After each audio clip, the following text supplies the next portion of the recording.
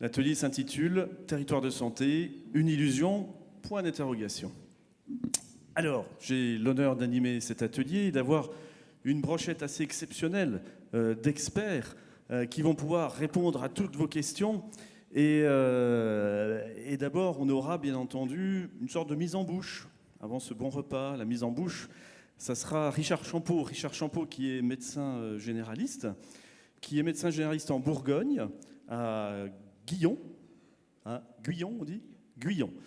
Guyon, et il est dans une maison de santé. Il vous racontera un peu son histoire et il nous donnera toute cette dimension de territoire qu'il a découvert, j'allais dire, au fur et à mesure. Bon, j'en dis pas plus. Nous avons également Pierre Pribil qui nous fait également l'honneur de sa présence. Donc Pierre Pribil, vous le connaissez puisqu'il était déjà là ce matin. C'est le directeur général de l'ARS Bourgogne-Franche-Comté. Mais Pierre Pribil a également piloté avec Norbert Nabé le chantier numéro 5. Alors chantier numéro 5, ça fait un peu compliqué. En fait, c'était un peu... Alors le titre, c'était Repenser, je regarde, l'organisation territoriale des soins. C'est ça, je ne me trompe pas, hein. Donc il a forcément travaillé le sujet, il a écouté beaucoup et donc il va nous donner son regard sur cette expérience que Richard va nous dire. Et puis à côté, nous avons également Michel Varouvial qui est conseiller médical soins primaires et professionnels libéraux à la DGOS. Donc on ne le présente plus, il est là, c'est notre compagnon de route et on est toujours heureux d'avoir également son regard. Nous avons Christine Schibler qui est là également, qui est directrice de l'offre de soins de la coordination des parcours de santé au sein de la FEHAP. Alors c'est la Fédération des établissements hospitaliers et d'aide à la personne privés non lucratifs. Alors pourquoi on a invité cette dame? Parce que justement, qui dit territoire dit des organisations différentes et sans doute des regards différents. Donc on verra un petit peu, ça sera une découverte, elle nous fera partager ses sentiments par rapport à cette notion de territoire de santé. Claude Lécher, pareil, un ami de longue date. Claude est médecin généraliste, mais il est surtout maintenant président de la fédération des CPTS, Communautés professionnelles territoriales de santé. Voilà. Donc il donnera également son regard très important pour voir un petit peu où est-ce qu'il situe, comment il analyse cette montée de la réflexion des territoires de santé. Bien entendu, nous aurons également Michel Serin qui est président actuel de la FEMASCO. Alors, s'il est là, Michel, c'est pour nous donner simplement son éclairage en tant que président de fédération régionale, pour savoir un peu comment, justement, les fédérations régionales, à l'image de celle de Bourgogne-Franche-Comté, s'inscrivent dans l'analyse, peut-être l'accompagnement, je ne sais pas, tu nous en diras quelques mots. Et puis Pascal Gendry, président de la FFMPS, qui n'est plus à présenter, et qui nous donnera bien entendu le regard de la FFMPS. Sans plus attendre, Richard, je te laisse témoigner en toute simplicité et bien voir un peu le chaînage et l'aboutissement peut-être, si on peut parler d'aboutissement. Il y a l'aboutissement. Donc merci Patrick. Donc je suis Richard Champeau, médecin généraliste installé depuis 1982 dans le sud de Lyon. J'ai travaillé avec mon père et ensuite j'ai mis en place une maison de santé pluripro en 2008. J'ai participé à la mise en place de la fédération régionale et nationale. Et puis, progressivement, au cours des années, la démographie sur le territoire nous a fait prendre conscience qu'il était absolument nécessaire de rendre attractif ce territoire. Et rendre attractif ce territoire, c'était recevoir des étudiants, les intéresser au territoire, leur faire partager et les accueillir de manière à ce qu'ils aient envie de revenir dans le Sud-Lyon. Et puis, parallèlement, c'est mis en place au niveau de la Fédération nationale et de la FEMAGIBS, ancienne fédération de Bourgogne qui a fusionné, la mise en place des facilitateurs, c'est-à-dire que nous avons, avec l'expérimentation MSP Qualité, pris en charge une équipe sur le territoire. J'ai choisi à cette époque Vézelay, où je me suis rendu, où on a fait une analyse de la situation, notre position dans le territoire. Et à cette occasion, j'ai pris conscience réellement de la notion de territoire dont on parle actuellement et d'une prise en charge non plus limitée à notre maison de santé, mais vraiment une prise en charge populationnelle sur le territoire.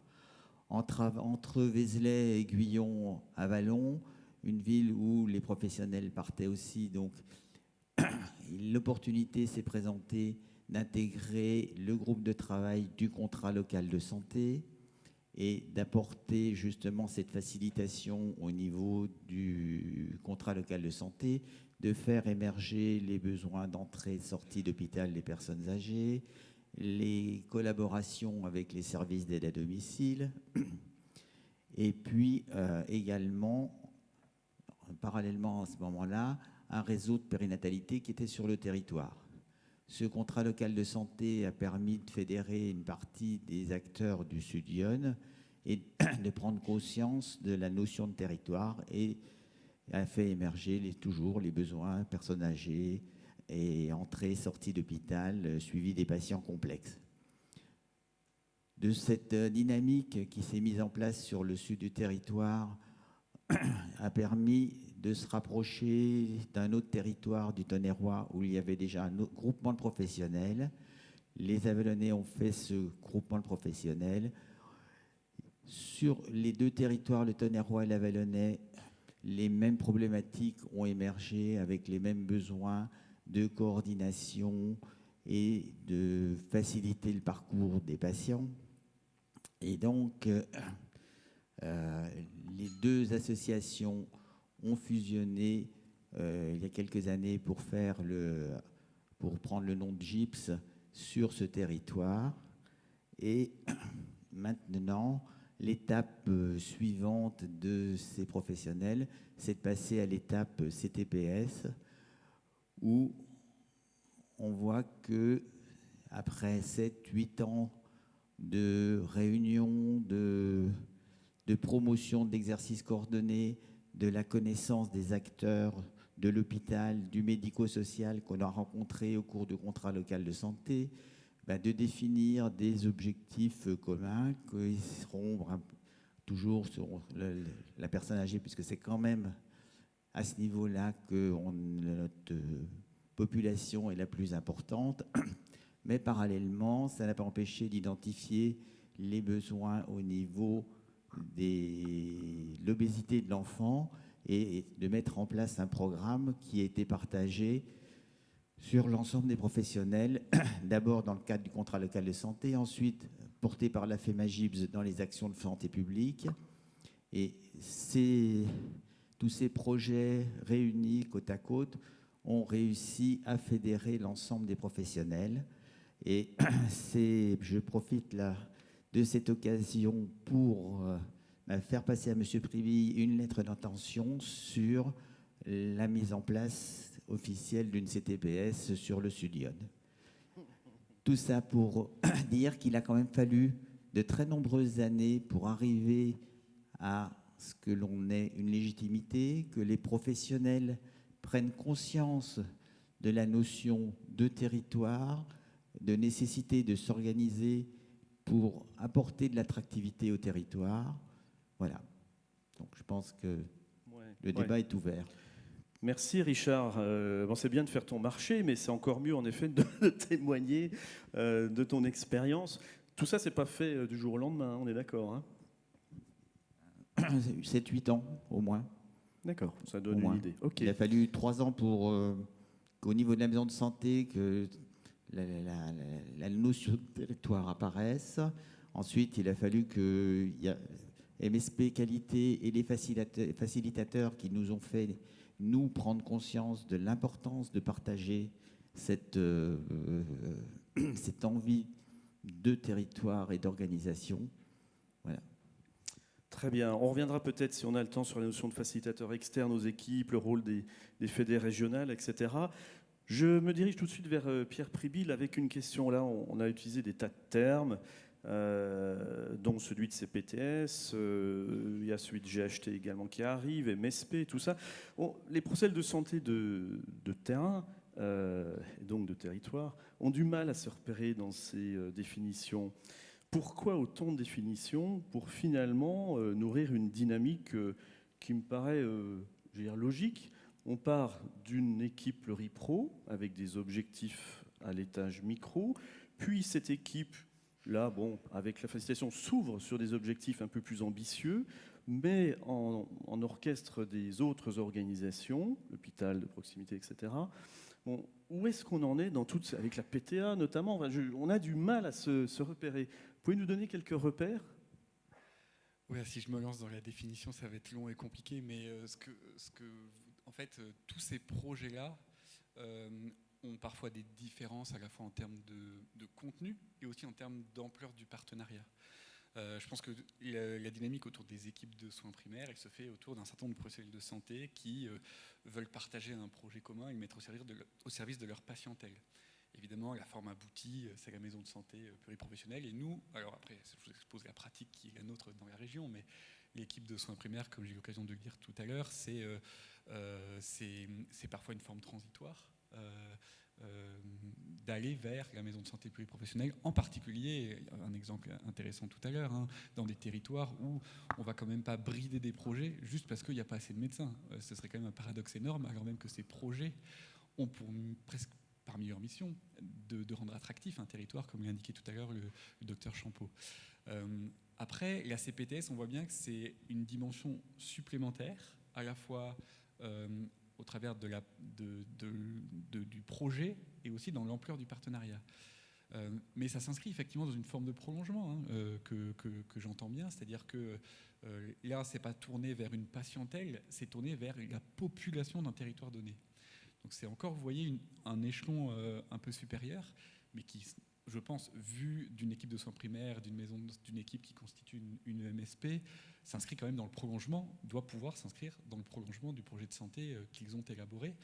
Sauf que le partenariat, il est encore plus large, puisqu'à ce moment-là, on peut être en réseau avec d'autres maisons de santé, avec des professionnels qui jusqu'à présent exercent sur le même territoire, mais plutôt d'une manière isolée ou plus isolée que ceux qui adhèrent à un projet de santé. Et puis aussi avec les autres professionnels qui exercent dans d'autres secteurs, hein, le secteur médico-social ou même, bien sûr, l'hôpital public ou privé du territoire. J'ajouterais même la sphère sociale, proprement dite, puisque quand on parle du maintien à domicile des personnes âgées, évidemment, la question du maintien à domicile et au-delà du médico-social et de prestations sociales d'aide au maintien à domicile a évidemment un rôle fondamental. Et alors après, il y a d'autres démarches qui sont plus sectorisées. Je pense par exemple au groupement hospitalier de territoire, mais dont je pense qu'elles peuvent nourrir et se nourrir des démarches de CPTS, notamment au travers des hôpitaux de proximité qui vont être quelque part le point de jonction entre des dynamiques territoriales venant du terrain et de la communauté professionnelle qui exerce sur ce terrain, et un projet médical partagé à une échelle effectivement beaucoup plus large, qui est celle de la gradation des soins hospitaliers. Vous savez que parmi les missions des hôpitaux de proximité figure notamment l'objectif de donner accès à des consultations de spécialité.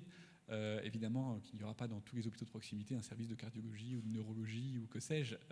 Par contre, grâce au groupement hospitalier de territoire, qu'un besoin émerge du terrain, que le groupement hospitalier se mette en situation d'y répondre en fournissant du temps médical qui vient en proximité sur le territoire par le truchement de l'hôpital de proximité local, ça fait partie de ce qu'on attend demain, de la rencontre entre cette dynamique territoriale et la dynamique de groupement hospitalier de territoire. Et puis, le docteur Champeau a prononcé le mot de contrat local de santé. La pratique que nous en avons ici, c'est la volonté de mailler le territoire dans un objectif de mobiliser les collectivités locales autour, pareil, des projets des professionnels, des besoins de santé publique sur le territoire, des parcours patients les plus en difficulté ou les plus importants par le nombre ou par les problématiques de santé publique qui se posent sur ce territoire.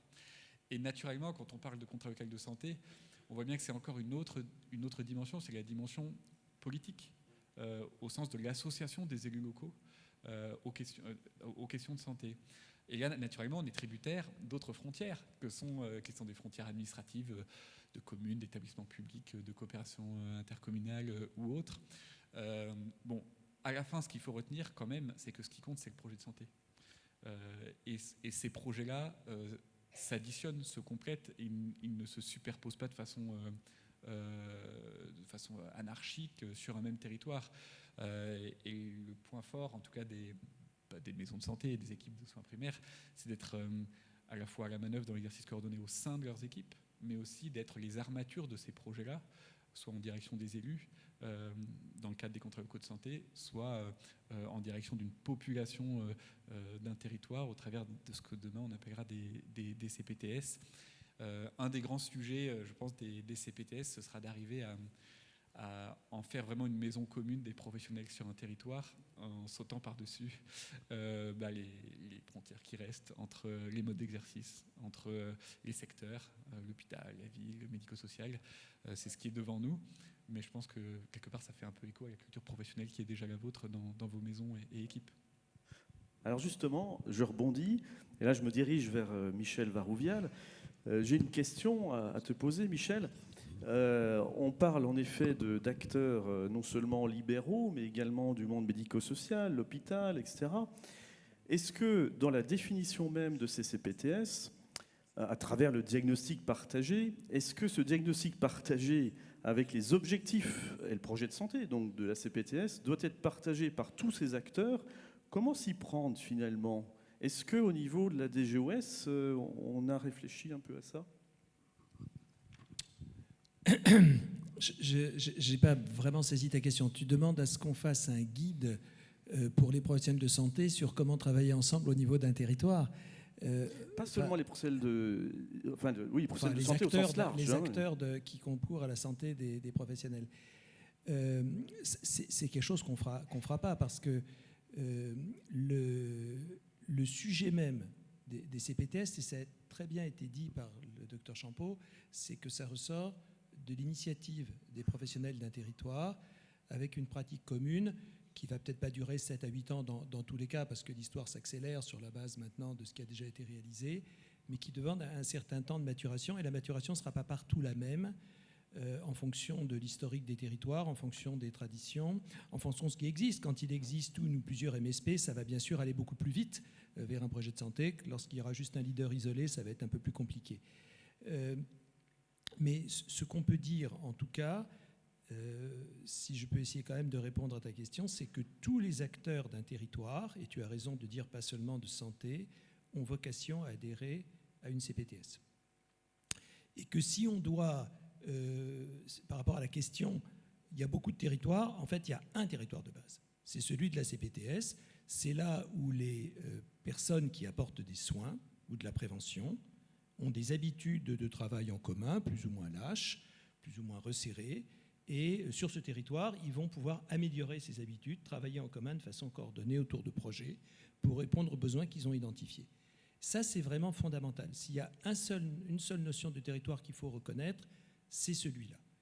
Alors, nous, on ne peut pas faire de guide sur la montée en puissance des CPTS. Certains ont essayé. Moi, je crois que ces guides n'ont pas eu une destinée extraordinaire parce que c'est avant tout sur l'expérience et l'initiative des professionnels, mais il faut les accompagner, les professionnels.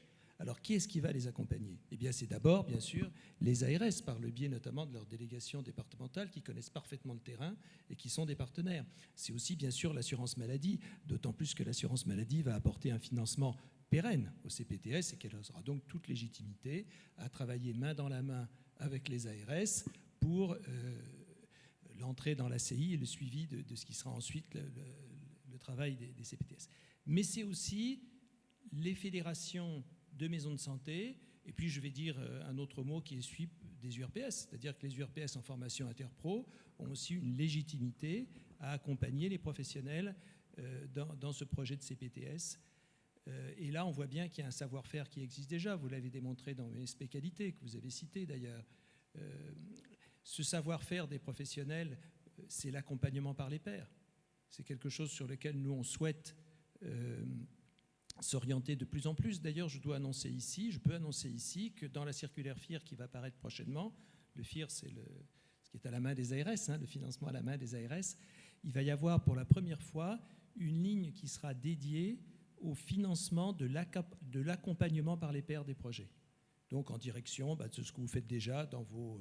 ce ne sera pas exclusivement dédié aux fédérations régionales de la FFMPS, mais toutes les organisations qui voudront bien accompagner les acteurs de santé dans les CPTS pourront être aidés. Parce que l'accompagnement, ça demande aussi une certaine professionnalisation, d'y passer un petit peu de temps, et que d'une certaine façon, ce temps et cette professionnalisation, il faut la valoriser. Quand j'ai dit que le territoire s'il en fallait retirer un, c'était la CPTS, donc un territoire qui va être entre 20 000 habitants et 80 000, mais par exemple celle de Paris 13e, ils sont 180 000, mais ça représente quand même une communauté de 150 professionnels parce que c'est circonscrit autour d'habitudes, géographiquement, etc. Ce qu'a dit Pierre Prébille est vrai. Évidemment, il y a d'autres territoires mais qui doivent être définis par rapport au territoire de la CPTS et au projet que forme la CPTS. C'est le cas du territoire du GHT qui va être beaucoup plus important. Si on pense qu'il y aura 1000 CPTS et qu'il y a 136 GHT, vous voyez la différence. C'est le cas aussi du territoire de ce qu'on appelle autrefois les plateformes d'appui, les PTA, pour les cas complexes, et qui s'appelleront peut-être demain les dispositifs d'appui à la coordination si on arrive à les faire fusionner. Parce que là, on est sur une échelle beaucoup plus grande qui est souvent celle du département pour pouvoir mobiliser les moyens de façon plus efficiente. Mais enfin, tout ça doit se focaliser sur là où les territoires de CPTS qui vont travailler ensemble. Mais c'est vrai aussi pour les systèmes d'information. S'il y a une chose qu'on peut dire en termes de guide à la DGOS, c'est qu'il ne serait vraiment pas bien que des CPTS voisinent dans une même région et des systèmes d'information de partage des données différents. Si vous avez un agenda partagé qui ne soit pas interopérable entre deux CPTS juxtaposés, vous allez perdre beaucoup en qualité de coopération. Si vous utilisez des logiciels sur smartphone qui vous permettent de communiquer en temps réel sur la prise en charge de vos patients de façon sécurisée, qui ne soient pas interopérables, ça va poser des problèmes. Donc ça, par exemple, c'est un élément de bonne pratique qu'on peut donner. Après, au-delà de ça, on ne va pas aller dans le détail des mécanismes de montée des CPTS, qui sont quand même, je voudrais donner un peu de solennité à mon propos, une révolution dans le système de santé français. C'est la première fois. La première révolution, ça a été celle des MSP. Mais la deuxième révolution, c'est celle des CPTS, auxquelles vous participez bien sûr, largement. Parce que c'est la première fois qu'on va dire aux professionnels de santé d'un territoire, bien sûr, il n'y a pas que les professionnels de santé, mais enfin, c'est essentiellement celle de santé d'un territoire, on vous donne les clés de l'animation de votre territoire pour mettre en œuvre des projets qui correspondent aux besoins de votre territoire. On vous aide et on vous finance pour ça. Évidemment, il y a un certain nombre de choses à faire, mais on vous finance pour ça et on respecte vos modalités d'action, les modalités d'action que vous choisirez. Et ça, c'est quand même quelque chose de tout à fait nouveau et dont on attend beaucoup, évidemment, pour l'accès aux soins, pour l'organisation des parcours, pour la coopération entre premier et second recours qui pourrait quand même être probablement un peu mieux améliorée en France, pour plein d'autres choses. Et vous avez cité la problématique des personnes âgées qui est loin d'être la moins négligeable. Alors justement, si on prend des objectifs tels que Richard nous en a montré, comme les personnes âgées, ça touche beaucoup d'organisations, dont les professionnels de santé libéraux, mais pas seulement. Et là, j'ai une question qui s'adresse à Claude Léchère, fédération donc des CPTS.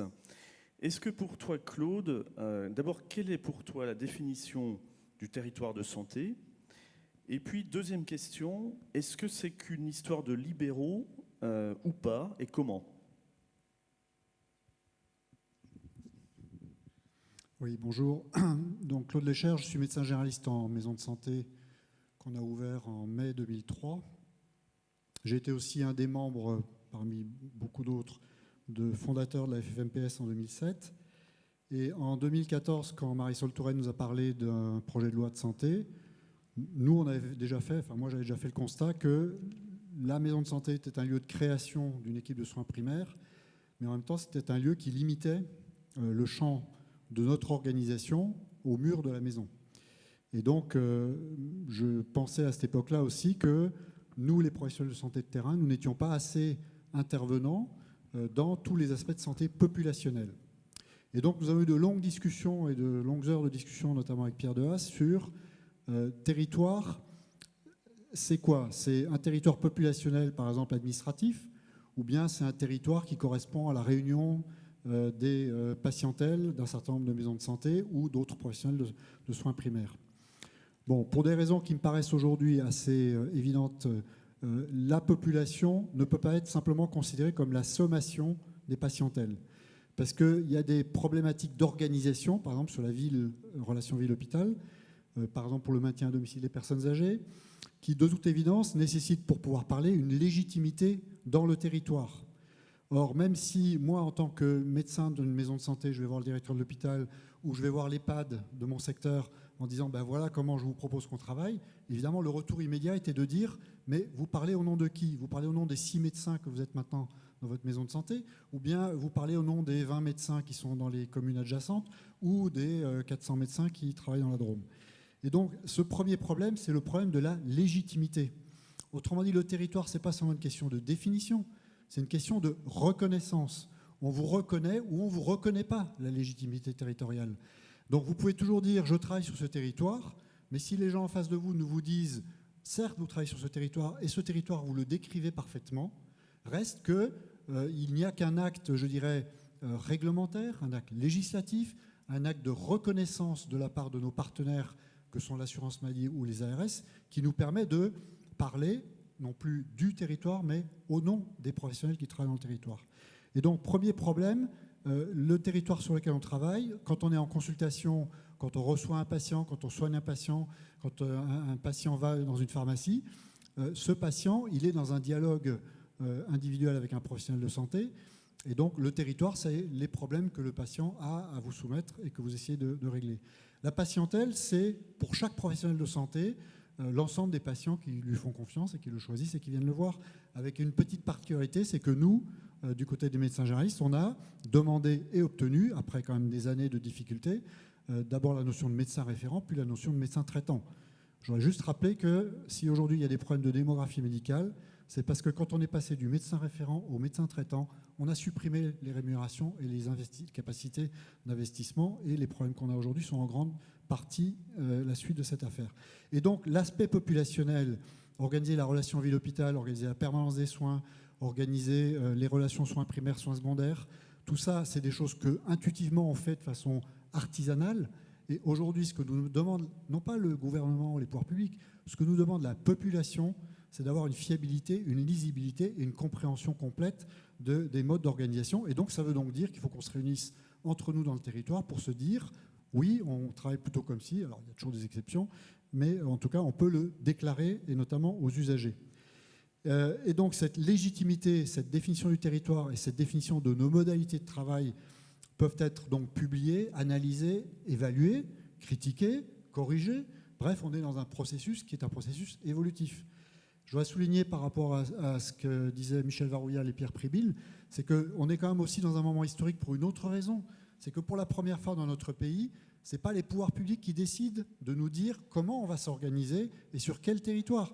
C'est quasiment une vraie révolution, moi je dirais une évolution, mais franchement révolutionnaire, parce que quand même, quand vous allez dans une réunion avec l'ARS et que l'ARS vous dit « bon, alors comment on s'y prend et quelles sont vos propositions, etc. », c'est quand même pas tout à fait le même monde que ce qu'on a connu il y a 20 ou 30 ans. Alors, tu me disais aussi, est-ce que c'est uniquement le problème des libéraux? Bien sûr que non. Dans un territoire, il y a bien sûr des libéraux, il y a des médecins salariés, des infirmières salariées, il y a des gens qui travaillent dans des établissements. Juste un petit focus sur établissement de santé communautaire. Moi, je fais partie du HCAM, c'est le Haut Conseil pour l'avenir de la science maladie, qui a proposé ces deux orientations, CPTS d'un côté, établissement de santé communautaire de l'autre. L'établissement de santé communautaire, l'idée générale qu'on a au HCAM, c'est de dire c'est un pont, c'est un lien entre l'hôpital et la ville. Ce n'est ni l'hôpital ni la ville, c'est quelque chose qui est intermédiaire entre les deux. Je crains que dans la loi, on ne retrouve pas forcément cette notion de pont, notamment pour des raisons statutaires que je peux comprendre. Mais de toute évidence, l'établissement de santé communautaire, il est de mon point de vue beaucoup plus dans le secteur des soins ambulatoires que dans le secteur de l'hospitalisation. En tout cas, il faut qu'il reste vraiment, si possible, entre les deux. Il y a bien sûr des établissements médico-sociaux, et il est évident que si vous allez voir les directeurs d'EHPAD de votre secteur, ils ont besoin que l'ensemble des professionnels de santé disent un petit peu comment on établit nos relations. Le médecin traitant n'est pas là. Qui va aller voir le patient qui ne peut pas attendre le retour du médecin traitant? Il faut bien qu'on se mette d'accord entre nous. Sinon, il y a quelques bonnes âmes qui sont toujours ceux qui vont dépanner et qui, au bout d'un certain moment, finissent par se décourager. Et donc, oui, ce n'est pas qu'une histoire de professionnels libéraux, c'est une question d'usagers aussi.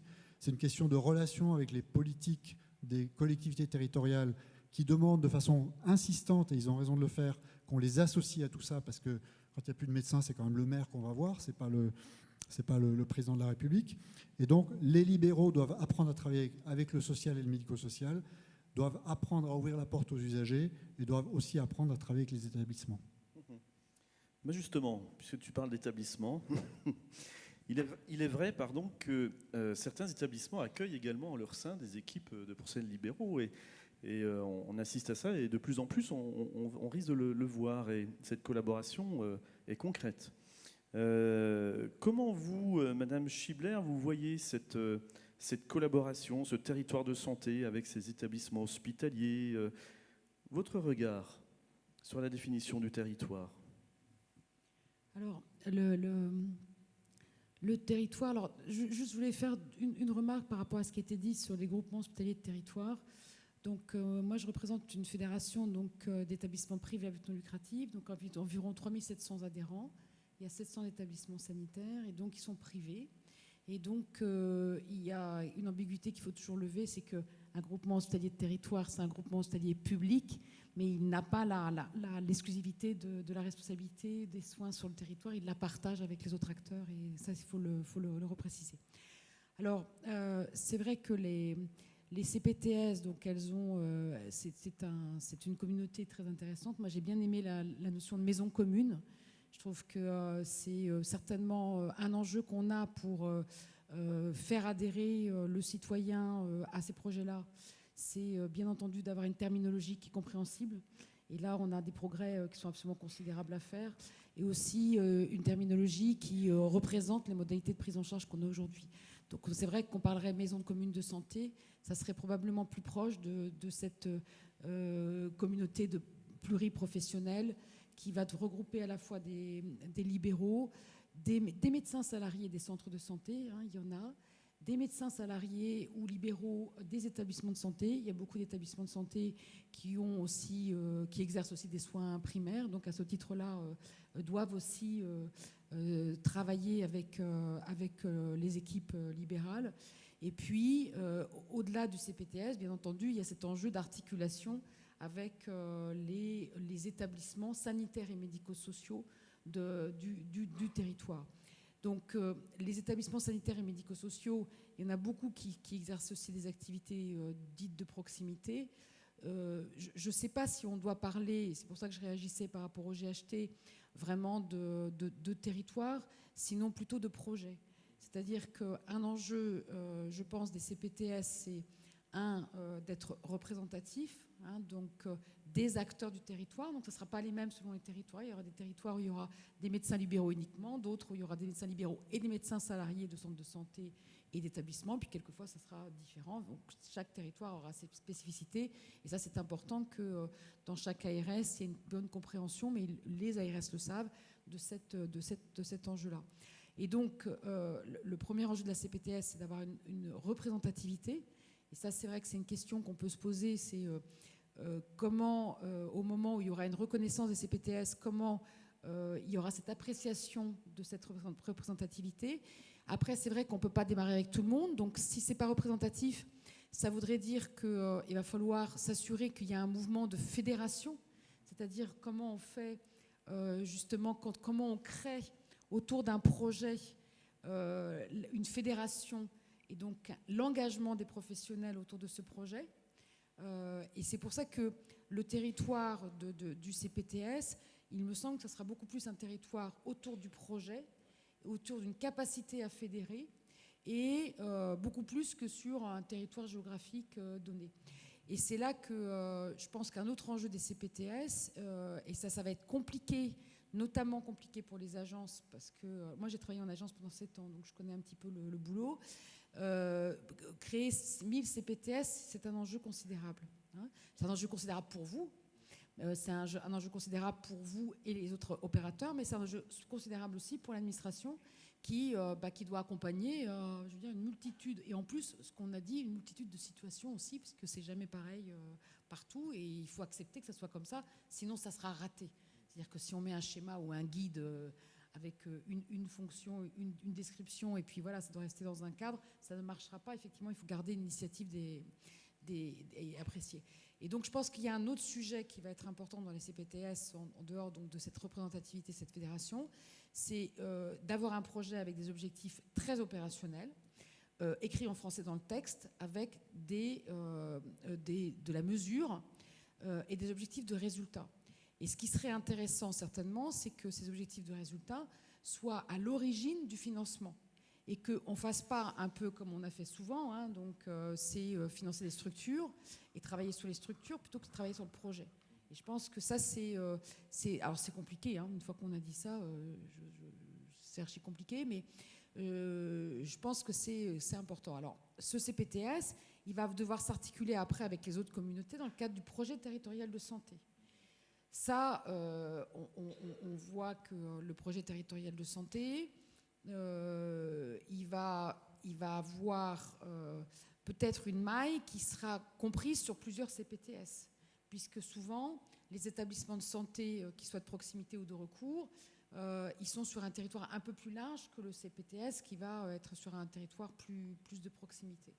Et là, il y a un enjeu qui est important, me semble-t-il, c'est certainement de réinvestir et que les professionnels de santé libéraux, quel que soit leur métier, réinvestissent fortement, mais aussi les autres métiers, les conseils territoriaux de santé, qui ont été créés il y a longtemps, qui finalement réunissent, et ça c'est quand même fondamental, l'usager, les élus et les représentants de l'ensemble des métiers. On pourrait ajouter des aidants, on pourrait d'ailleurs imaginer que ça soit un tout petit peu plus large.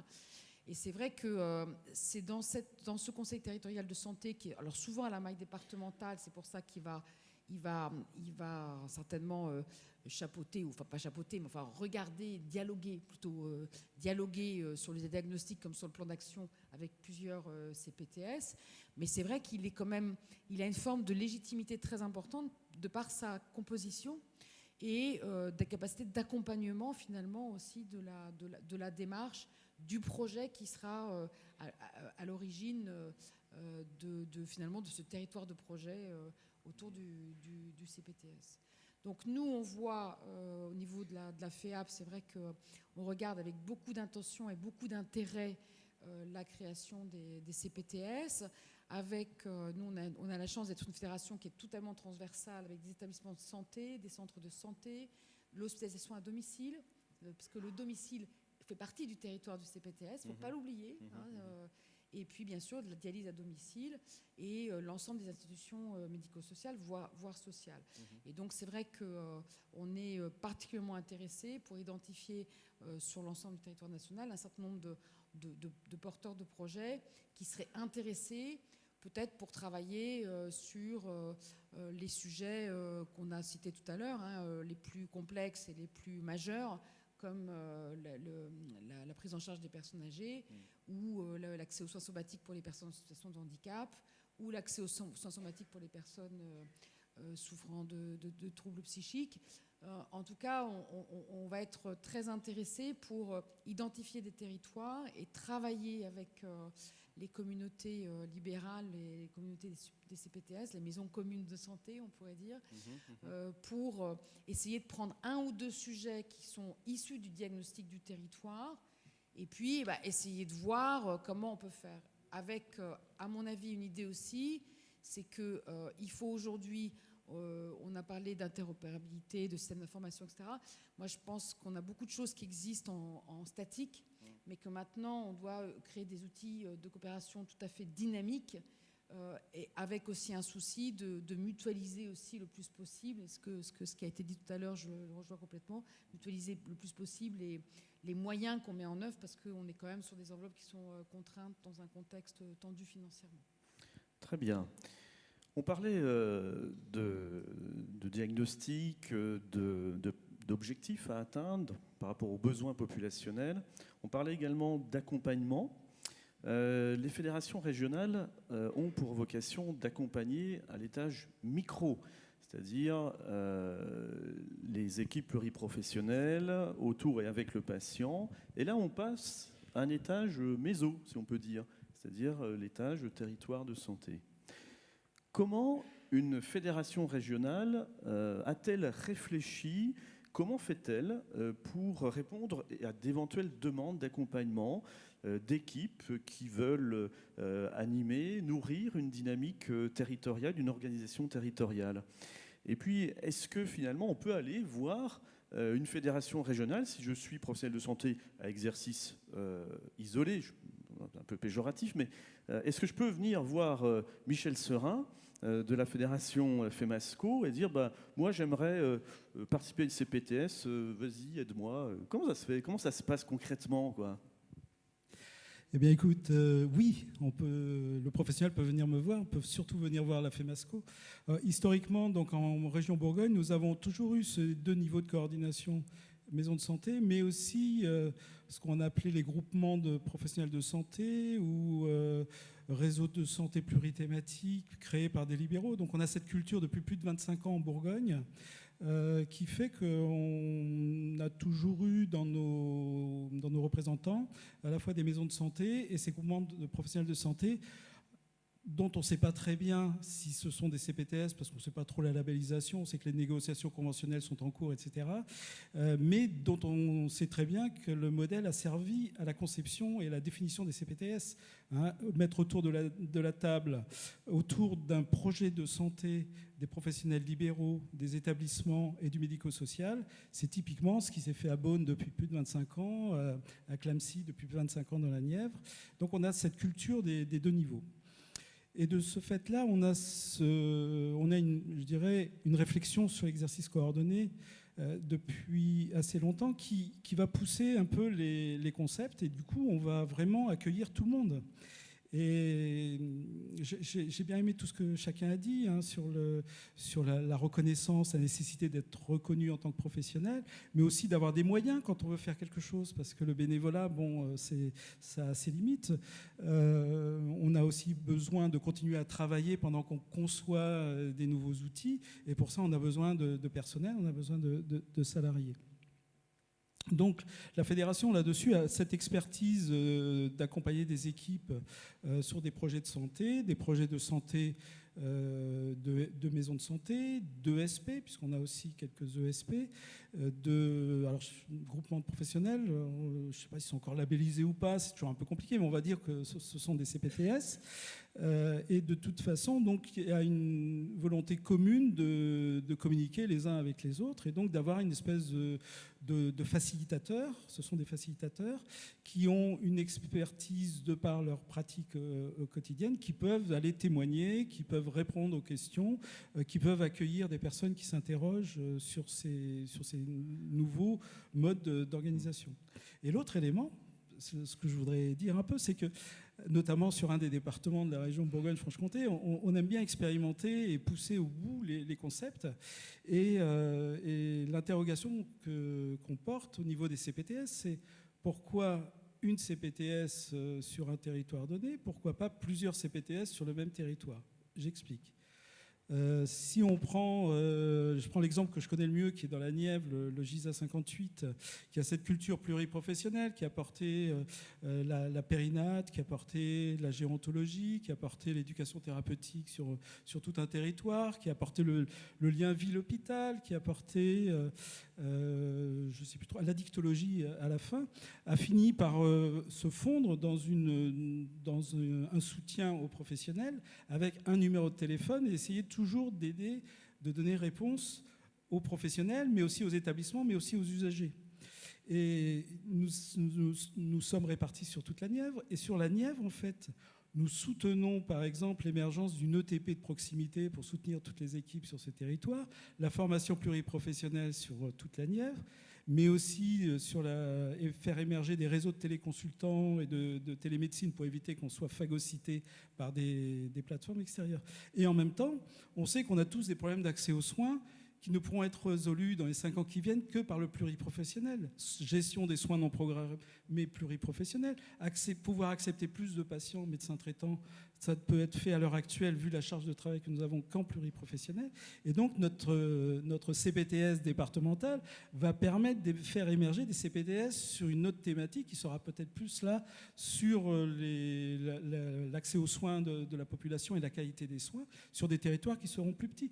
Donc ça veut dire que notre CPTS sera sur toute la Nièvre et qu'on va aider à faire émerger des CPTS sur des territoires plus petits qui seront portés par des acteurs qui ont envie de travailler ensemble, dont certains seront entre la Nièvre et la Saône-et-Loire, et puis d'autres entre la Nièvre et la région centre et la région centre et le département du Cher.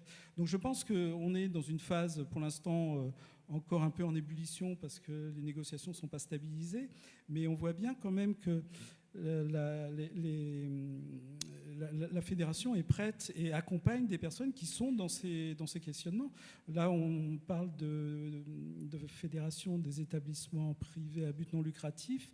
Alors je ne sais plus, parce que je m'y perds un peu entre les FEAP, mais on a des SSR chez nous qui sont privés à but lucratif, qui justement sont venus nous chercher en disant nous on veut travailler sur ce lien ville-hôpital, l'accès aux soins, et là ça va être sur un territoire, et donc on est en train de soutenir une démarche CPTS sur ce territoire. Voilà, je ne sais pas si je suis clair, mais la définition est finalement tellement vaste qu'il y a cette notion populationnelle qui a été rajoutée, qui est de 20 à 80 000 habitants.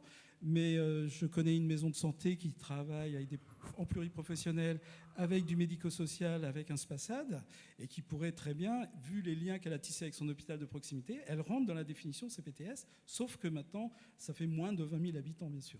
Je ne sais pas si j'ai répondu, mais voilà, nous accompagnons à la fois facilitateurs, on a des facilitateurs qui sont donc maisons de santé CPTS, et aussi on a cette fameuse accompagnement facilitateur de niveau 2 qui est l'acquisition de compétences dans les projets de santé.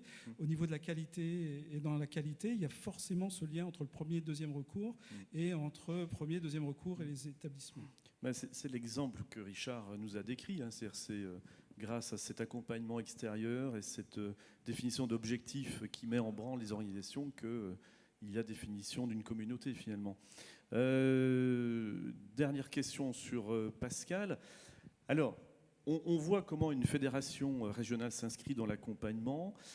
Cependant, la définition du territoire, les organisations territoriales telles que CPTS, à mon avis, mais on verra tout à l'heure avec les questions, reste encore, j'allais dire, en devenir, en tout cas suffisamment large et flou peut-être, pour un peu perdre les gens. Alors, on a vu l'exemple de Michel avec ses poupées russes. Bon, on se demande même, alors on parlait de l'accompagnement des caisses, et on voit que finalement il y a des objectifs, j'allais dire, très médico-centrés, avec permanence, ces consultations non programmées, etc.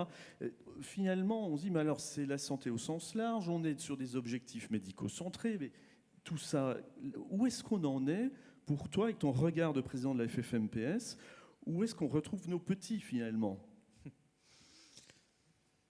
C'est sympa de faire une espèce de synthèse à un moment donné sur ce concept.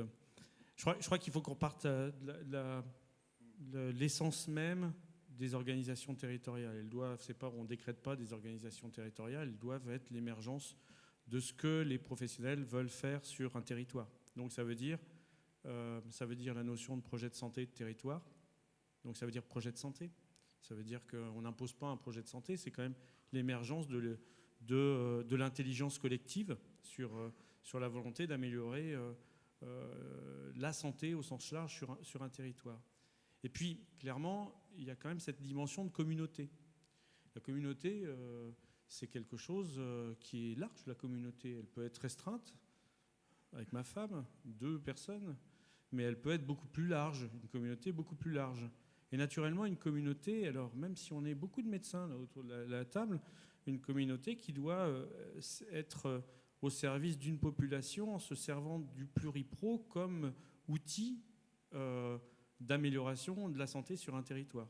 Et donc, clairement, la CPTS doit aussi s'inscrire dans une dimension pluripro pour améliorer la santé de manière globale.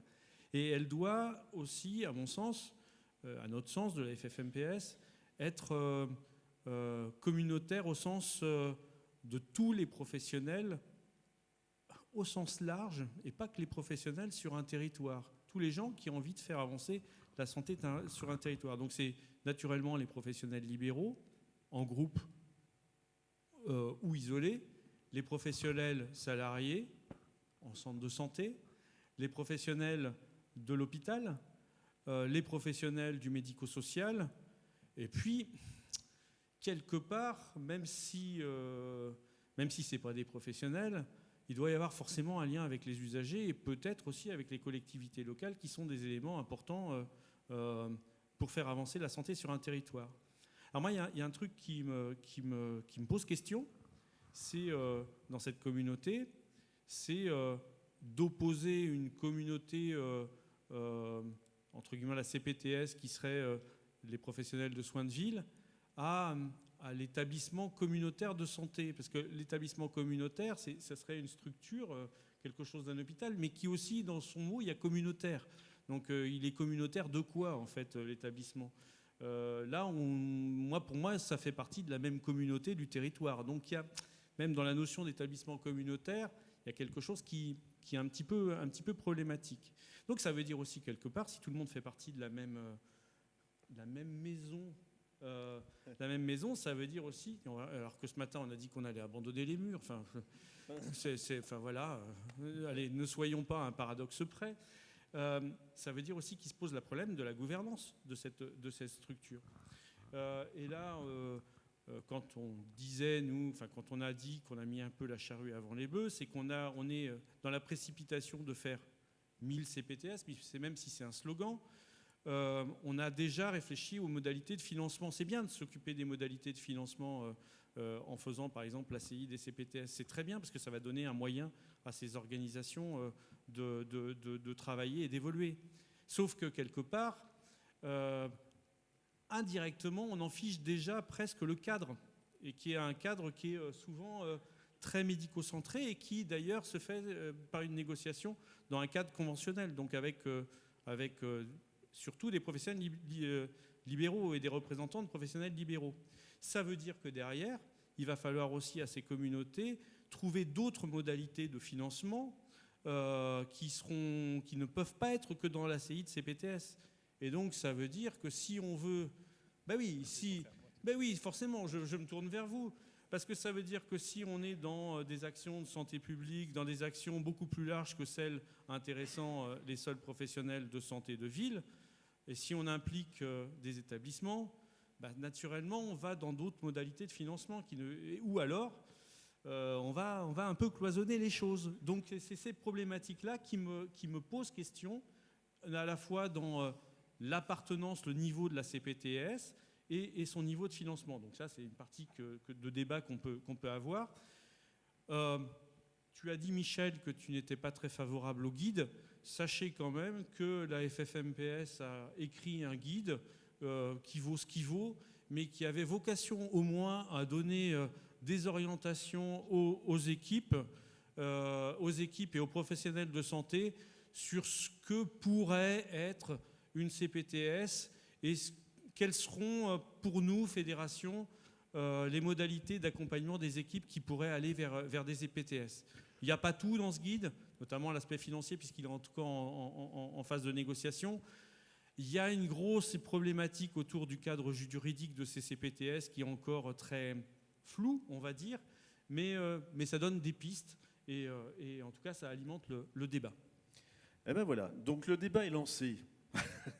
Donc je vais pas vous faire répondre les uns aux autres, je me dirige maintenant vers vous pour voir si pour vous, ce territoire de santé, c'est encore une illusion ou pas. Donc là, nous avons Cécile qui est là et qui peut vous donner le micro. Est-ce que vous avez des questions avant que je relance le débat avec nos invités? J'aimerais bien que vous nous donniez vos impressions. Oui. C'est indirectement une question. Pascal Louis, pharmacien, URPS, Bourgogne-Franche-Comté. Merci madame, merci messieurs pour les propos que vous avez tenus sur l'exercice coordonné. Moi, j'abonde complètement dans tout ce que vous avez expliqué. Mais pendant que vous parliez, j'ai repris le programme.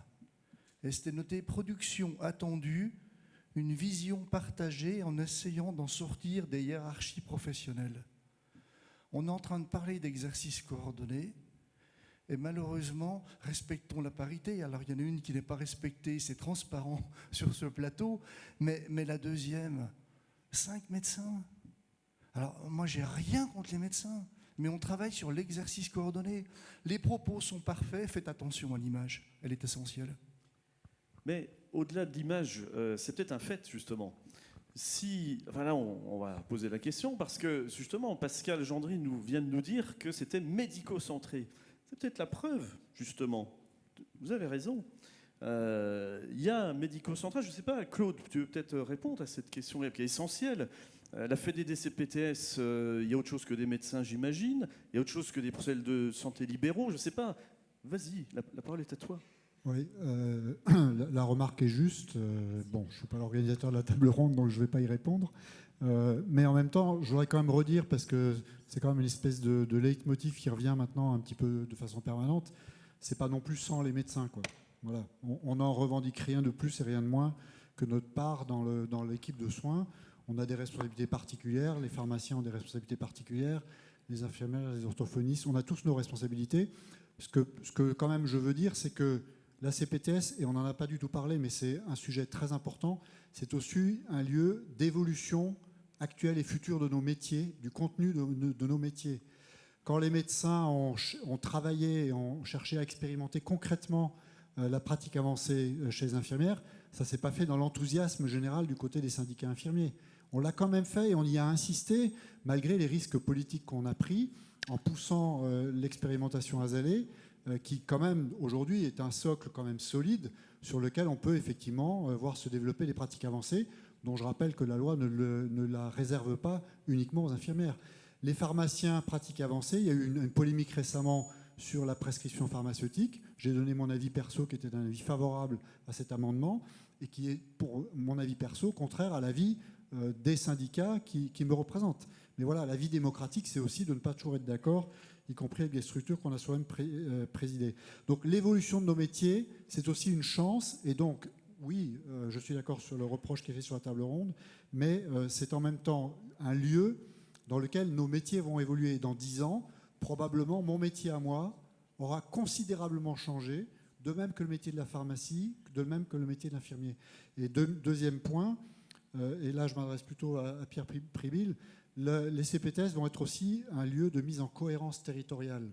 Et je pense par exemple aux plateformes territoriales d'appui, je pense par exemple aux Maya, qui de mon point de vue ont vocation à être redissoutes et à être réincorporées, parce que la coordination des cas complexes, ça va être aussi un des travaux principaux des CPTS.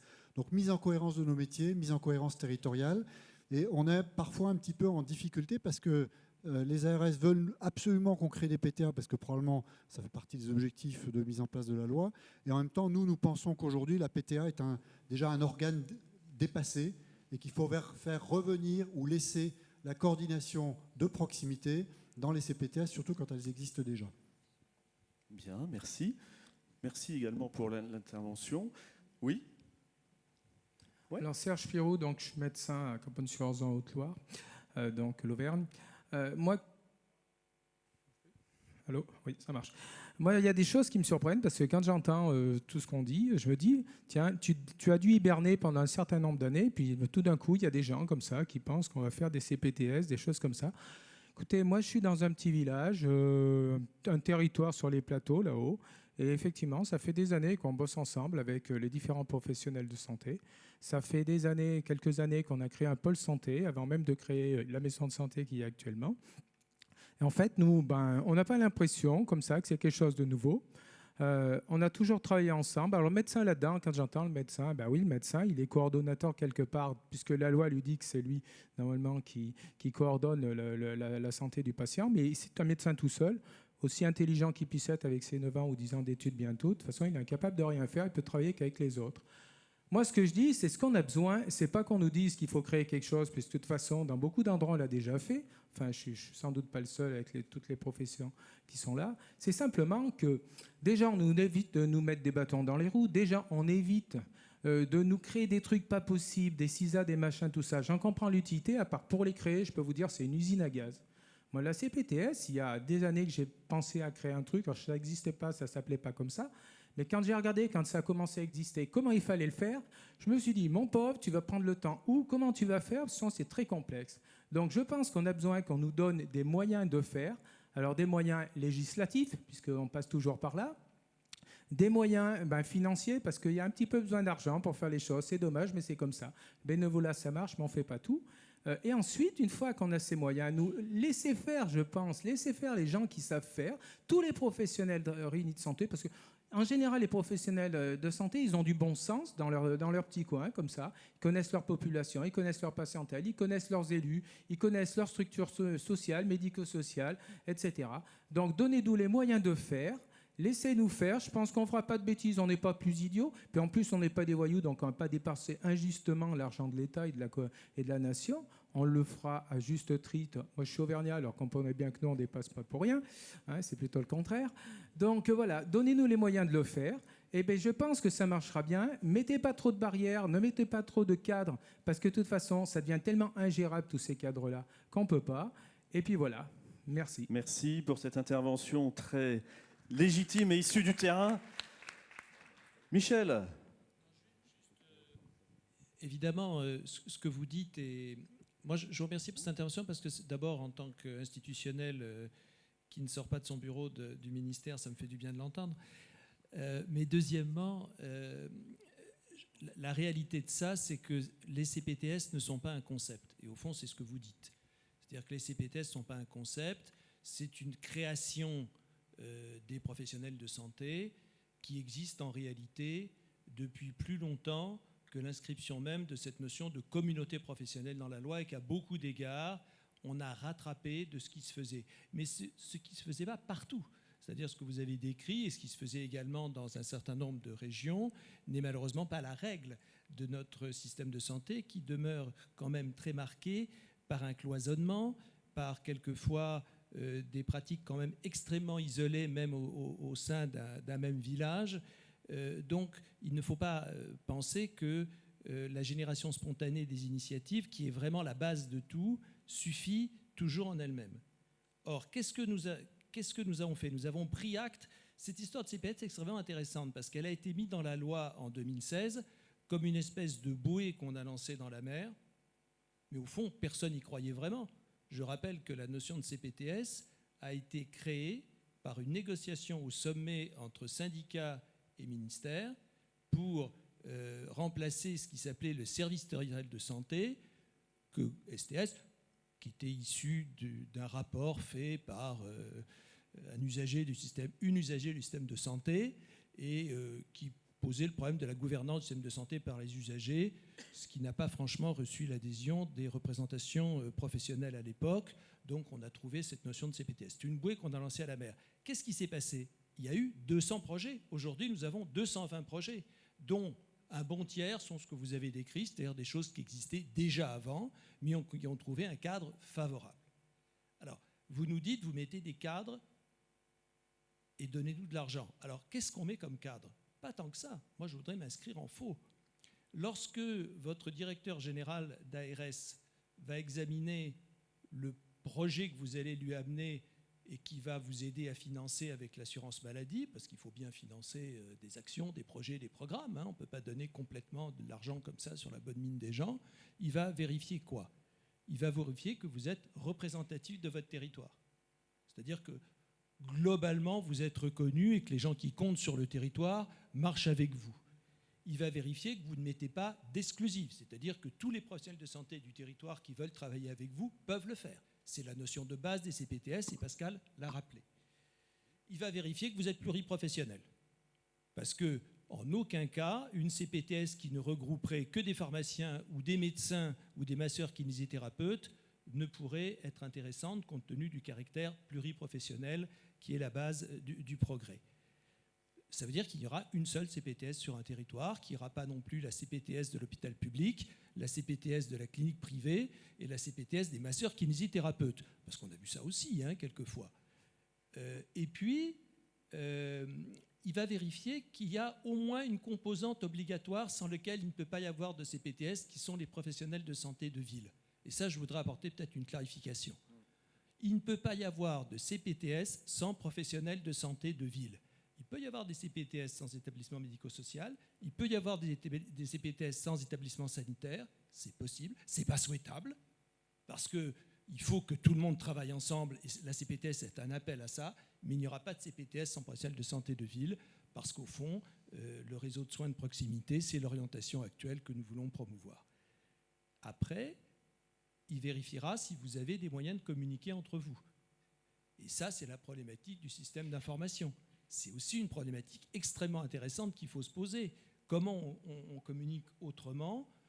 Alors, il y a les messageries sécurisées, il y a le DMP, il y a les logiciels smartphone, il y a tout ce que vous voulez, mais il faudra quelque chose qui soit, si possible, un peu interopérable entre l'établissement de santé, la maison de santé et les différents professionnels de santé du territoire, et que s'il y a 2 MSP, il n'y ait pas chacun un logiciel qui ne puisse pas partager.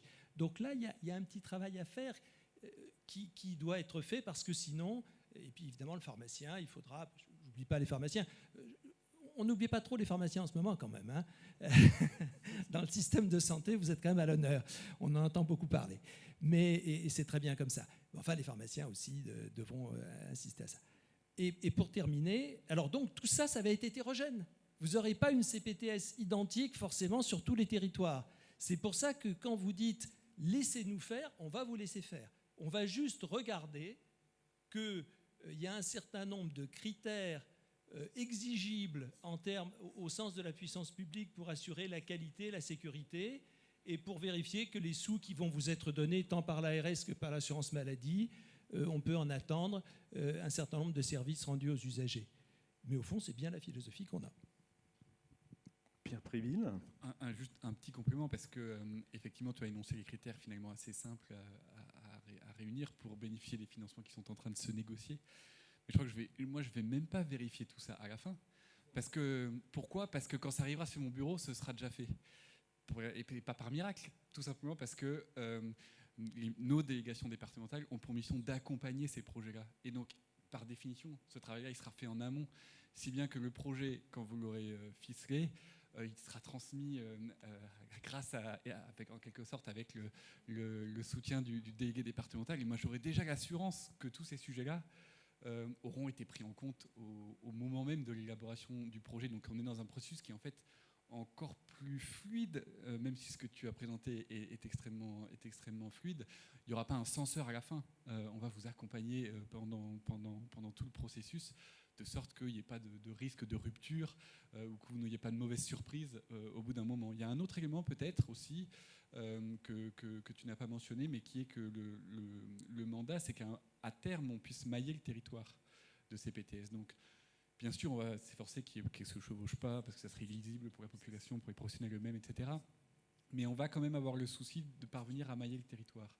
Ce qui veut dire qu'on aura probablement des discussions dans le temps avec certains projets pour leur demander d'aller peut-être un petit peu plus loin que le périmètre qu'ils envisageaient eux-mêmes, tout simplement pour éviter que des territoires restent des zones blanches. On a ce problème-là dans des régions particulièrement rurales comme les nôtres, peut-être moins dans d'autres régions. Et cette discussion-là, on l'aura avec les porteurs de projets sur à partir de quand ils estiment que aller trop loin, c'est ne plus être capable de faire communauté, auquel cas il ne faudra évidemment pas mettre en péril les projets, ou s'ils l'estiment possible, à quel terme, à quelle échéance, par quels moyens. Donc c'est aussi le type de discussion, je pense, qu'on aura sur le terrain, mais même dès l'échelon des délégations départementales ou territoriales. Juste un petit mot. Et la bonne nouvelle, c'est que tu n'auras plus d'autre choix que de t'appuyer sur les initiatives, puisque la loi de santé vient de retirer aux ARS le droit de prendre l'initiative de ces PTS lorsque les professionnels de santé eux-mêmes ne le font pas. Et avouons que c'est quand même pas mal, parce que c'est... J'étais pas forcément candidat à ce qu'on anime nous-mêmes les réunions pour monter les CPTS. En revanche, vous pourrez compter sur nous, bien sûr, pour vous apporter tout le conseil et le soutien pour que ces initiatives prospèrent. Merci. Question ? Oui, j'ai une question. Je suis docteur Patricia Mercier. On a sur notre territoire, là, le Pays Beaunois, donc on est de l'étape ici, là, en Bourgogne, créer un groupement de professionnels de santé qui, de fait, est une CPTS. Je pense que c'est pas remis en question, même s'il y a des missions confiées aux CPTS qui ne sont pas forcément toutes remplies. Et Et j'ai une question qui est aussi une question abordée par Claude, qui est abordée par M. Varouvial, Pierre Priville. C'est l'articulation CPTS-PTA. Parce qu'on a un vrai souci. En Bourgogne, on nous a demandé quand même d'établir des cohérences départementales avec nos CPTS. Question CPTS, je crois qu'on a une bonne expérience. On a eu un soutien de tous les partenaires. On a commencé avec l'URCAM. Après, c'était DRDR, puis les ARH, je ne sais plus comment ça s'appelait, ARH avec ARS, et puis ARS. Et on a une bonne expérience, et en particulier, ce qu'on a mis sur pied, c'est parce que c'était inscrit dans l'objet de nos associations, c'est le décloisonnement, ville, hôpital, sanitaire et social. Donc la coordination territoriale avec les élus, les structures sanitaires, sociales, médico-sociales, c'était notre cheval de bataille pour un vrai décloisonnement. Et on a développé des coopérations qui permettent de dire qu'on a une vraie capacité de coordination des soins à l'échelon territorial. D'ailleurs, ça a commencé pas forcément facilement, mais tout le monde s'est emparé d'un outil parce que ça rendait service à la population, aux professionnels isolés, aux structures. Mais il a fallu faire aussi avec une demande de cohérence départementale. Ce qui est logique, hein, parce que le conseil départemental, c'est départemental, même s'il y a des dispositifs qui sont territorialisés. Mais si la cohérence devient départementale, elle devient une injonction à faire de la coordination à l'échelon d'un département, ça ne va plus être fonctionnel. Moi, je l'ai dit, je veux le redire aujourd'hui. Je ne suis plus aux manettes de mon groupement de santé, donc je peux m'exprimer librement, mais avec un peu de recul et d'expérience, je crois que ça serait une erreur. Ça va détricoter des structures qui se tricotent. Voilà. Pirou, il a parlé de la façon dont ils ont procédé. Il y a tellement de choses différentes, mais ce qui compte, je crois, pour les financeurs, c'est que ça soit fonctionnel, qu'on n'annonce pas qu'on fait quand on ne fait pas. Et donc, il y a des territoires où il y a une réelle coordination territoriale d'appui, et je crains qu'il y ait une confusion entre PTA et CTA. Alors, la terminologie n'a pas toujours d'importance, mais elle en a. Et puis, je parle ici avec un petit peu plus, en témoignant d'un petit peu plus de parité. Il n'y a pas que des hommes médecins qui prennent des initiatives. Et pour les femmes médecins, c'est une évidence qu'on travaille avec d'autres femmes. Et il y a beaucoup de pharmaciennes, beaucoup de kinésithérapeutes et d'infirmières. Ouais. Infirmières. Ok, merci. Pierre Priville. Sur la question des dispositifs d'appui à la coordination, hein, au sens large, on a à la fois une mission qui est extrêmement claire et qui, lorsqu'on arrive à la mettre en œuvre, rencontre son public. Rencontre tellement son public qu'on est quasiment obligé, enfin, quand j'échange avec les opérateurs en charge de ces dispositifs, de quasiment pas en faire la publicité, de peur de ne pas être capable de répondre à la demande. Et donc on a quelques happy few en ce moment qui bénéficient de ce service, qui en sont particulièrement contents. Je pense à la fois aux professionnels, mais aussi bien sûr aux patients et à leurs familles. Et donc on a besoin d'être capable de proposer davantage ce service à davantage de patients qui en ont besoin. Par contre, on a un émiettement considérable aujourd'hui des dispositifs d'appui à la coordination. On a effectivement des réseaux de professionnels plus ou moins thématiques. On a des initiatives dans le cadre de PAERPA, par exemple, de coordination territoriale d'appui. On a des MAIA. Et ça, si vous voulez, au bout d'un moment, quand même, je ne dis pas que chacun d'entre eux n'a pas eu des succès. Au contraire, bien entendu, puisqu'on est en train d'essayer de passer à un mode presque plus industriel. Alors, dans ma bouche, je suis ingénieur des mines. Alors, évidemment, c'est laudatif, hein, ne prenez pas mal.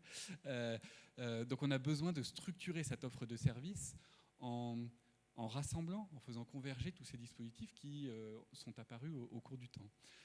Et c'est dans ce processus-là que nous sommes dans la région Bourgogne-Franche-Comté et j'imagine dans d'autres régions. C'est un processus qui est un peu douloureux parce que chacun est d'accord. En général, jusque-là, tout le monde est d'accord pour dire qu'il faut faire converger les dispositifs, mais chacun est surtout d'accord pour que les autres viennent converger sur son propre dispositif. Et évidemment, ça ne peut pas se concevoir comme cela. Il faut arriver à une maille territoriale adaptée à ce que ces dispositifs convergent et que l'offre de services, du coup, soit non seulement lisible, mais en plus démultipliée. Le choix qu'on a fait effectivement en Bourgogne, parce qu'on a fait un choix différent en Franche-Comté, puisque chaque territoire est différent, c'est de faire converger et de développer le service à une échelle départementale. Mais ça n'est en aucun cas inconciliable avec les dynamiques de communautés professionnelles territoriales de santé. Simplement, ce que je sais, c'est que si aujourd'hui, dans nos territoires, ce que je dis pour la Bourgogne n'est peut-être pas valable pour d'autres régions, si on souhaite structurer et développer ces services à l'échelle de CPTS, on va déjà avoir un petit problème de budget, parce que, en tout cas, c'est rien que ce que nous consacrons nous-mêmes dans la région Bourgogne-Franche-Comté à ces dispositifs d'appui à la coordination, ce sont des millions d'euros, puisque derrière, il y a énormément de personnel. Ce sont des ressources humaines qui assurent des coordonnateurs, des coordinatrices, qui assurent ces fonctions d'appui à la coordination.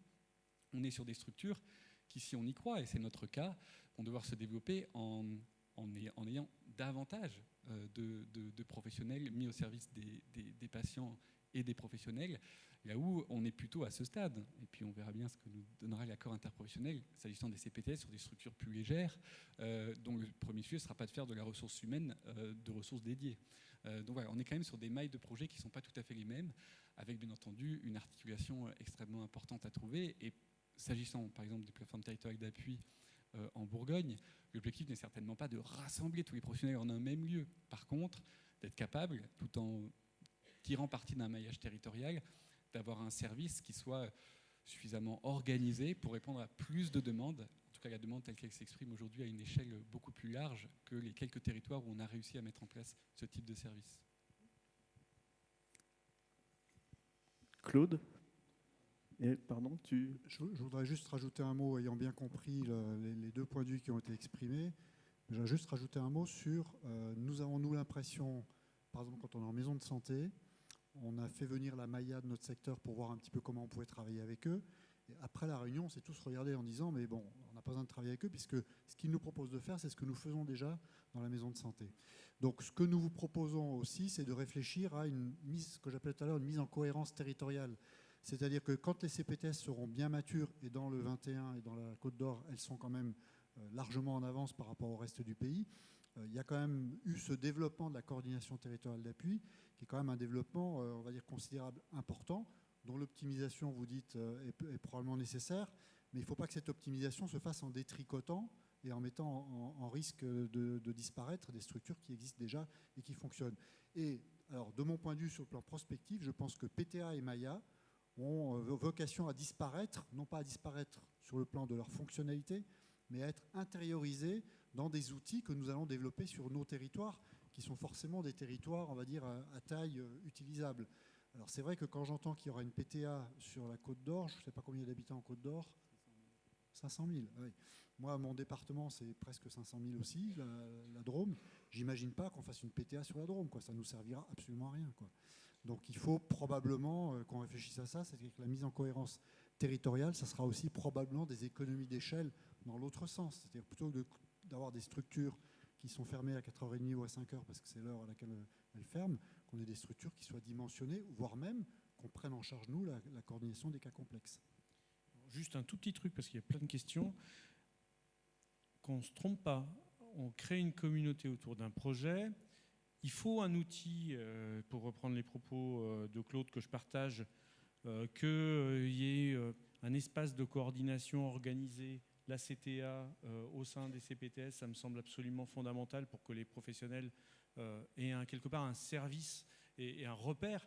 Mais attention, la CPTS, ce n'est pas que l'outil CTA de coordination. C'est quand même un espace où les professionnels de différents modalités de fonctionnement et d'intervention font communauté, font des projets et pas simplement alimentent un outil ou attendent une prestation de service de la part d'un outil territorial. On est dans une démarche communautaire et dans une démarche projet. Donc attention, oui, l'outil est indispensable, mais l'outil ne fait pas la communauté. Merci. Question, est-ce que le micro... Alors une, et puis dernière ici en bas. T'en as combien? 2, Philippe. Où? Je vois pas Philippe. Ah oui, pardon. Ok. Oui, bonjour, je suis Martine Trop, je suis médecin généraliste à Mayotte. Bonjour enfin, Martine. à Mamoudzou, à Mayotte. Et donc, nous sommes un département français depuis 2011. Nous sommes très particuliers parce que nous sommes 23 médecins généralistes pour une population de 400 000 habitants officieusement, 250 000 officiellement. Nous sommes 2 maisons de santé côte à côte. J'avais une question. Est-ce que vous ne pensez pas, on parle beaucoup de maillage, est-ce que vous ne pensez pas que sur un territoire comme celui-ci, qui fait 38 km de long dans sa distance la plus importante, est-ce que s'il y a beaucoup de projets qui émergent, ça ne va pas faire une fragmentation plutôt qu'une coordination? Une vue un peu panoramique sur Mayotte, sur un exemple. Non, mais je connais. Moi, je trouve intéressant la question de la fragmentation. L'ARS ? Je suis absolument incapable de parler de Mayotte. Mais, non, mais la fragmentation, c'est la question de la fragmentation symbole. est intéressante parce que c'est une question qui se pose par exemple en Bourgogne-Franche-Comté sur un territoire qui est celui de ce qu'on appelle le Nord-Franche-Comté autour du territoire de Belfort, qui est un territoire plutôt compact, très peuplé, à peu près 300 000 habitants, enfin très peuplé pour la Bourgogne-Franche-Comté, autour de ce qu'on appelle le pôle métropolitain Belfort-Montbéliard. Et là, les professionnels sont justement en train de réfléchir à ça. Il y a quand même 300 000 habitants, donc du point de vue de ce qui a été affiché comme objectif, on devrait pouvoir mettre peut-être 2, 3 CPTS. Et en fait, ils ont quand même envie d'éviter ce que vous appelez la fragmentation, puisqu'ils se sont structurés autour d'un conseil territorial de santé unique. Ils sont en train de travailler un contrat local de santé unique. Il se trouve que le GHT, en plus là-bas, c'est le même périmètre. Ils n'ont pas envie de se fragmenter, et donc ils sont en train de proposer une CPTS unique avec une forme de déclinaison locale, etc., auquel ils sont très... Et ben, nous, on leur dit, pourquoi pas, on va vous accompagner dans ce sens-là, qui est le sens souhaité par les professionnels. On ne va pas se mettre à redécouper juste pour satisfaire une espèce de norme, qui serait une norme, d'ailleurs, qui n'existe pas, qui, je pense, n'a pas vocation à exister, de maximum de population pour une CPTS donnée. Donc là, il y a un vrai travail de dynamique humaine, en effet, à nourrir, mais en tout cas, c'est la carte, a priori, qu'il faut jouer. Philippe Ullmann, oui.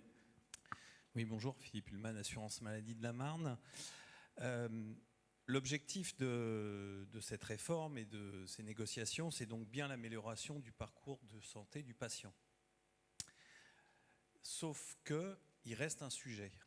Une fois qu'on a coordonné les professionnels de santé libéraux, qu'ils se sont entendus avec les EHPAD, ça va se faire assez facilement. Avec les hôpitaux locaux, ça va se faire assez facilement. Comment on ouvre et on déverrouille les gros hôpitaux publics?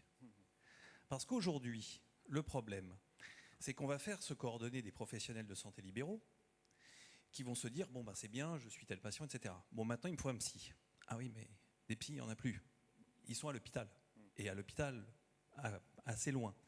Comment on ouvre la porte de l'hôpital? Puis l'hôpital, lui, il est encore très, très centré sur lui-même. Éventuellement, il voit bien la ville, mais pour se projeter avec ses professionnels.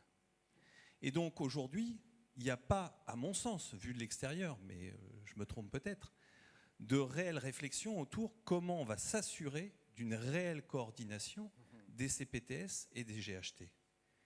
Et qu'est-ce qu'on fait du secteur privé, qu'il soit lucratif ou non? Comment tout ça fonctionne ensemble? Aujourd'hui, on voit beaucoup d'initiatives de cliniques privées, de grands groupes privés, des initiatives d'hôpitaux publics qui se mettent dans l'idée de se projeter sur la ville, de faire des consultations, de faire des prises en charge. Donc comment tout ça va se coordonner? Parce que si au bout du bout, je parle de psy, mais on voit bien aujourd'hui les problèmes sur la rhumato, la pneumo, enfin sur beaucoup de spécialités, s'il n'y a pas au bout du bout un interlocuteur où le médecin ou la coordinatrice de la MSP ou de la CPTS n'a pas que le numéro de standard de l'hôpital où elle va tourner en rond, où elle va tomber sur un interne et ça ne va pas gérer le problème, ben on n'aura pas réussi véritablement à transformer le système.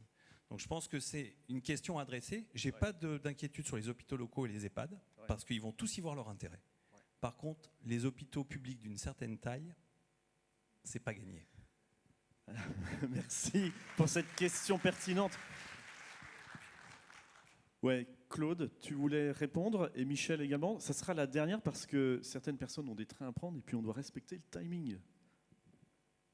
Pour prendre des exemples, 2 exemples, la cardio, la cancéro. On a travaillé avec la cardio dans la région Aura sur le protocole suivi insuffisance cardiaque.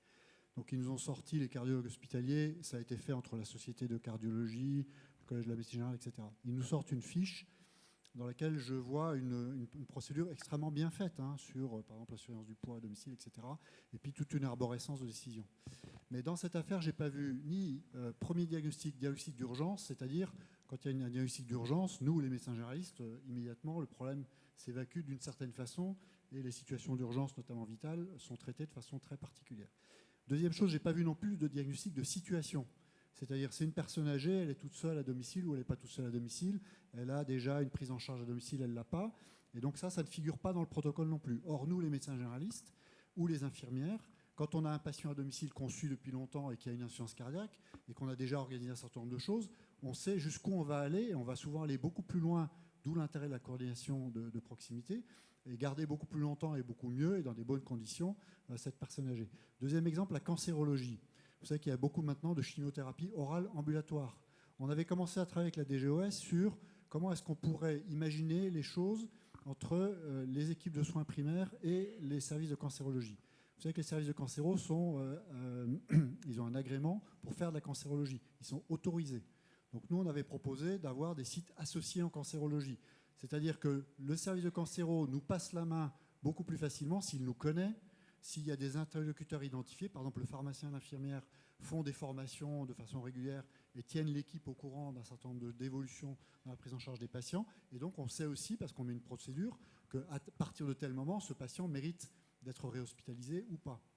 Voilà, donc cette liaison site autorisé, site associé nous permettrait de dire une CPTS qui a un agrément de site associé, eh bien, elle rentre dans un processus, pas de certification parce que bon, on ne va peut-être pas aller jusque-là, mais en tout cas d'identification qu'on peut prendre en charge la chimiothérapie orale ambulatoire. Si nous ne le faisons pas, c'est déjà en cours, les prestataires de soins à domicile proposent la prise en charge du suivi des patients cancéreux qui sortent de l'hôpital.